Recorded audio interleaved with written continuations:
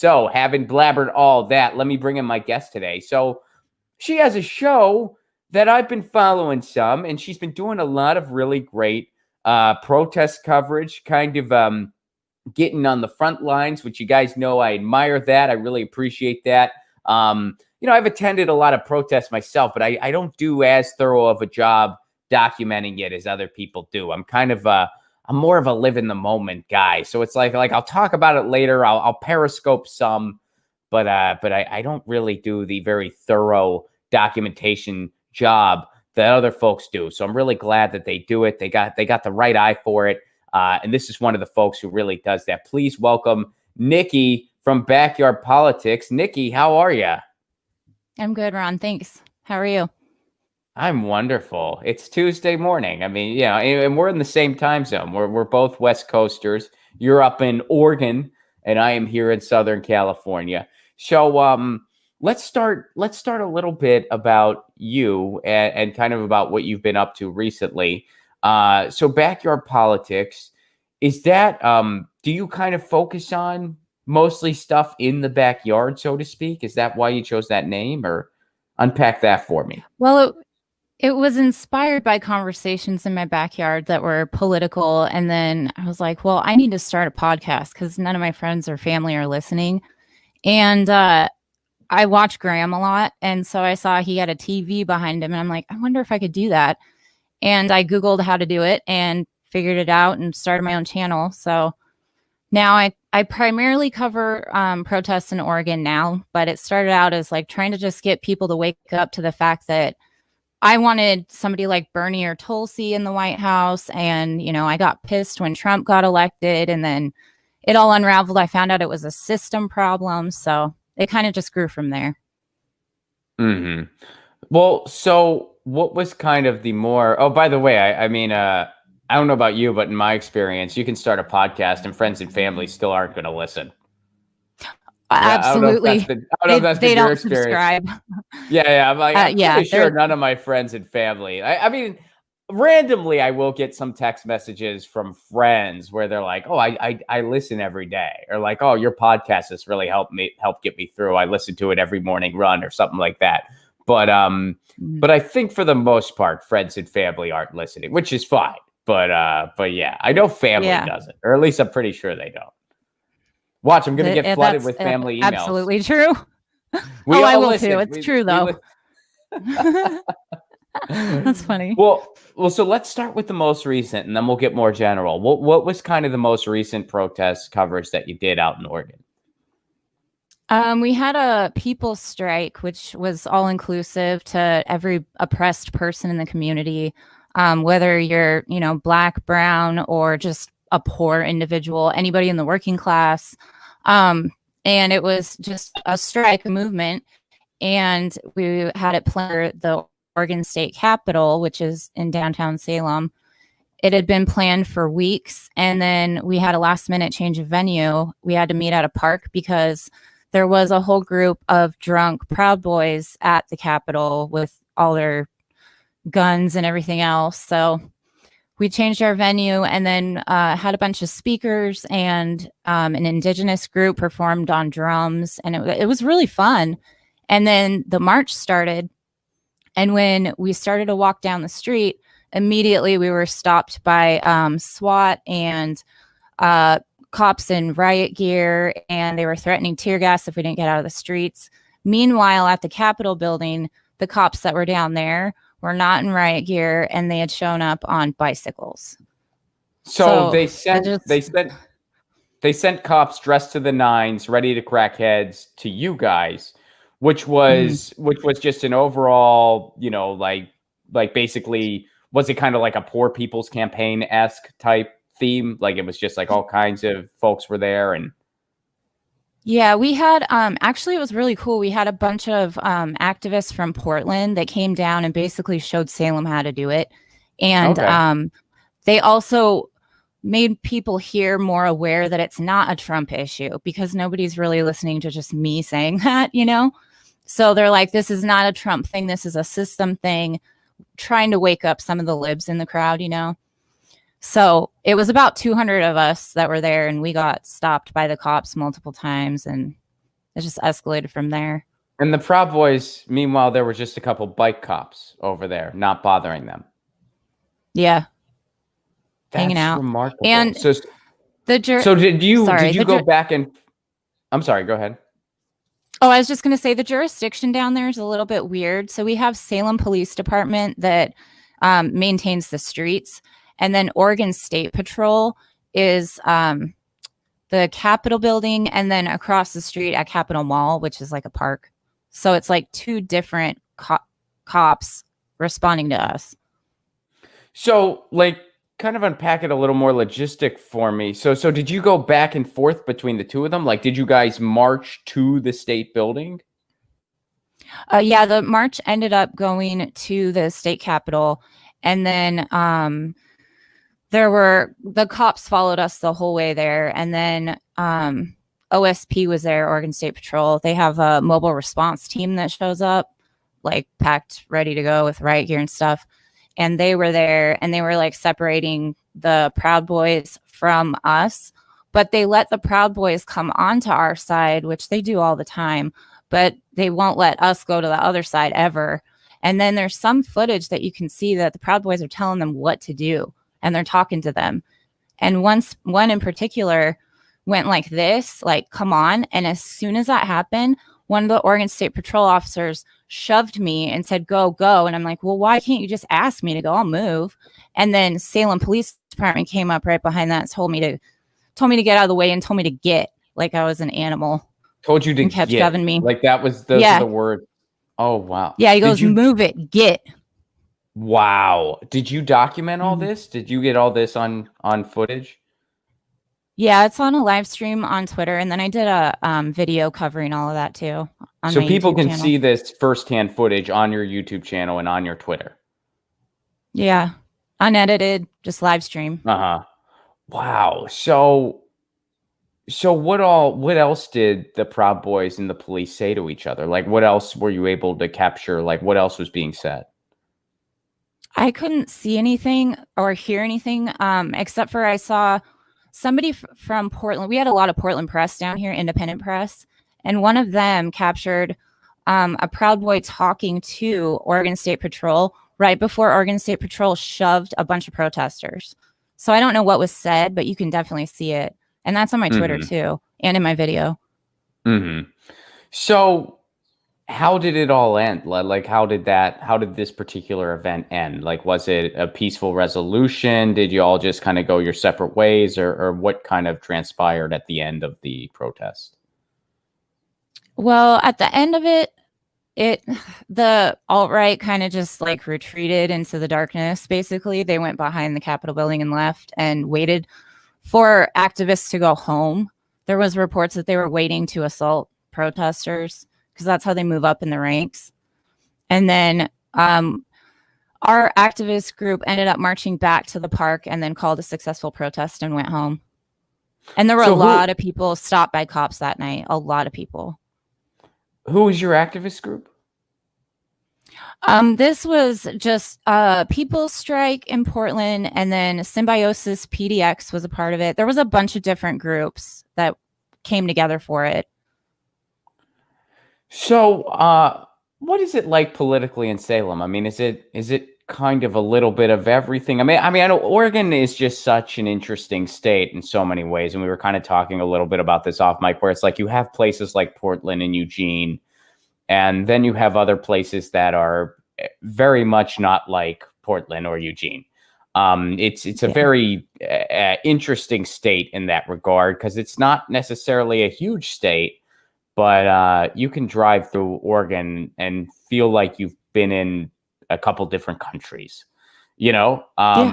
So what's Salem like? Salem now is kind of a mix. It's mostly liberal, not to any degree leftist, I would put it, but it's more like mainstream liberal. But there are a lot of emboldened right-wingers, and they drive around every day with their Trump flags and their Nazi flags, and they drive past my house revving their engines. Actual one of them was Nazi parked outside flags? Yeah. Wow, We identified really? a couple of them. Oh, geez. And then there was another one parked outside my house the other day. So Did they Yeah. know it? Do they know where you live? Like, is it they know it's you or Oh, yeah. Oh, yeah. really? Absolutely. Oh, yeah. Yeah, That we have, is like, neighborhood watch groups coming together now, so oh, that and is wow. we can't trust our cops, so, Right. you know? Do you I mean, do you live by well, it's not my business, but do you live alone? Like are there other people or No, I live with my family. okay. Yeah, All right, and cool. 3 dogs. Oh, good. Good, good, good. Are they like Yeah, guard doggy style dogs? yeah. They're sweet, but yeah, they'll eat your face But off if you they'll mess with me. oh, Yeah. okay. All right. Well, that's there you go. That's good. That's good. That's wow. I mean, I live in Southern California. I have seen in my neighborhood now, because I actually moved recently, I have seen one Trump sign. Everything else is I live in an area called San Pedro that is a big, harbor town. So there's a big union presence here. So and there always has been since like the 20s. So more than anything, I see mostly union signs. And then some of that is Biden Harris, some of it is just straight up union.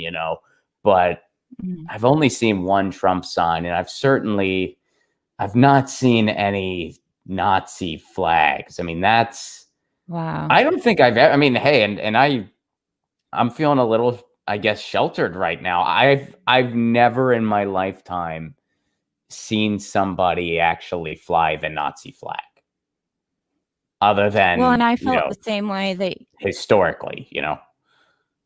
yeah, I feel the same way that you just said. Like, I felt so sheltered. I mean, Jimmy Dore always says cul-de-sac kid. I literally grew up on a cul-de-sac, so it's hilarious to me. But I didn't realize that I thought Salem and Oregon in general was just like, oh, we're Democrats, everything's good, and it's not. It's not. It's not good anywhere here in the whole United Mhm. States. Wow. Yeah. Well, that's true. I mean, and it's one of those things. Just because I haven't seen it, I know there is a neo-Nazi presence in Southern California, just like there's a Mhm. neo-Nazi presence in Oregon, just like there is I mean, every state there is a neo-Nazi presence, and it's it kind of it makes you take a step back. I mean, it makes you take a step back when you come to the realization that there is still this level of toxicity in our society, and it's still a thing. Yeah. And it's just, yeah, it really takes you back. It really takes you back a little bit, where it's like, these poison ideas are still just floating around, and there are people that take them seriously. Yeah. My mom specifically was like, well, I don't understand. Where did all of these people come from? I'm like, they didn't come from they're here. They just feel Yeah. emboldened now. So that's our school board has racists on it. Our construction crews, our How towing so? Like what? companies. Oh, we have 3 people we're trying to get off our school board right now for different things. One person showed up in blackface to a actual like school meeting, like school board meeting.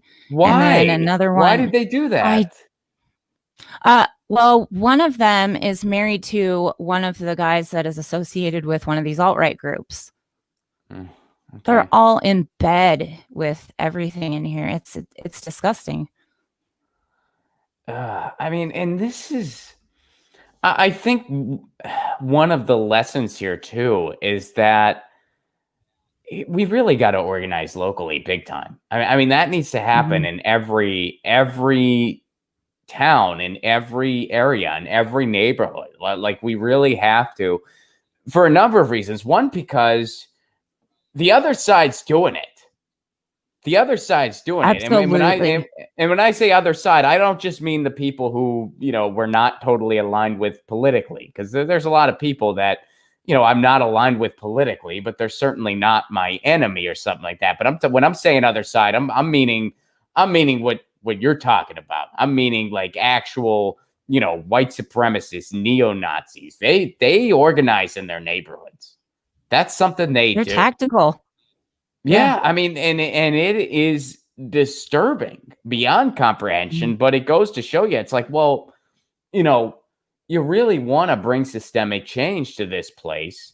Every way you look at it, it gets back to, you got to start in your backyard. You got to start one neighborhood at a time, one community at a time. I get emails from countless amounts of people who are running for office.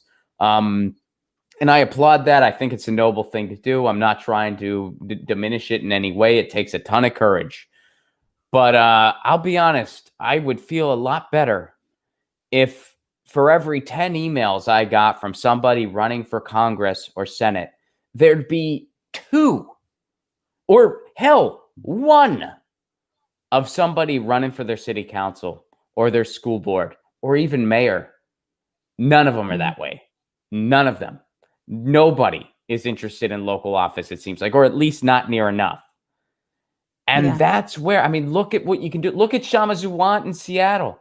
Now we have a Shama Zawant style politician who won here in Los Angeles, which was one of the biggest strokes of optimism from the election season for me. Nithya Raman made it onto city council here in LA. You know, I mean, that's look at what Gail McLaughlin did in Richmond, where she formed an alliance and they were able to send Chevron packing. You know, I mean, there's so much that you can do locally, and it's got to start there. I mean, I'm, you know, and now that I live in a place that is a little more politically active than where I lived before, as far as local government is concerned. You know, local government, I used to live in Pasadena, California. Local government, as far as the city council and the mayor, were just mostly a bunch of real estate developers, more or less. So when I brought the case to municipal broadband to them, they weren't really all that receptive to it. A couple people were, but for the most part, they weren't. The mayor didn't even understand what it was and had no interest in learning. Here in San Pedro, we're considered part of Los Angeles proper, but we have a lot of active neighborhood councils who, you know, I showed up to a meeting last week. They are interested in it. So I'm like, okay, I want to start doing stuff here. I'm going to try again. I'm going to try to bring municipal broadband, which for anyone who's not a regular viewer of this show, that's city-owned internet. I'm going to try to do it right here in my neighborhood and start here. That's awesome. Well, we'll see. I mean, you know. We did have something kind of good. It's progress. Our city council decided to go ahead with a proposal to possibly have cahoots here. Are you familiar with cahoots at all? I mean, I know the term, but I think what you're referring to, no, I'm not familiar. So it's a different group that you can call instead of calling law enforcement, that has a team of like a nurse, an EMT, and somebody that specializes in mental health. They have that same thing in Eugene, and it's been going on since like the 80s or something. They're trying to bring it to Salem. So that is something good that's coming out of it at a local level. That's huge. And they're doing, actually in Pasadena, where I used to live, they had something kind of similar to that. And I do think that's a step. I mean, that's a step, and that's part of the puzzle, because it's time as a society we take a step back and think, okay, why are armed officers responding to all these different types of situations? And when you look at, you know, you look at George Floyd, why was an armed officer responding to a situation like that, even though, you know, the guy knelt on him till he died, there wasn't a gun involved, but still, like the principle is like, why do we need all these armed to the T officers responding? Why does an armed officer need to respond to a noise complaint? Why, you know, it's just time where we really reassess what it means to have law enforcement in our lives and what that should look like.